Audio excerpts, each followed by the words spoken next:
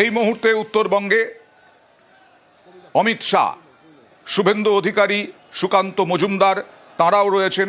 শিলিগুড়িতে কর্মী সভা, কিছুক্ষণ আগে বারাকপুরে কর্মী সভায় বক্তব্য রাখেন অমিত শাহ এবং এই মুহূর্তে শিলিগুড়িতেও কর্মী সভা। আমি সম্মানীয় সমস্ত শিলিগুড়িতেও কর্মী সভায় আর কিছুক্ষণের মধ্যেই অভিষেক, মাফ করবেন, শিলিগুড়িতে কর্মী সভায় অমিত শাহ ভাষণ দেবেন আর কিছুক্ষণের মধ্যেই।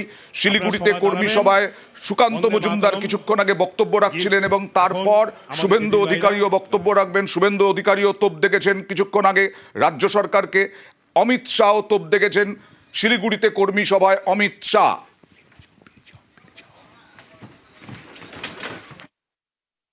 বলবেন তখন আবার আমরা দেখাবো, কিন্তু তার আগে আবারও এসআইআর এ হিয়ারিং এ দুর্ভোগের ছবি দেখাবো।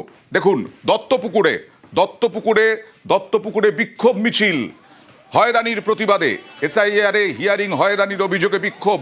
দত্তপুকুরের গোলবাড়িতে বিক্ষোভ মিছিল, সঠিক নথি জমার পরেও বারবার হিয়ারিং এর ডাক, কমিশনের বিরুদ্ধে হয়রানির অভিযোগে বিক্ষোভ স্থানীয়দের।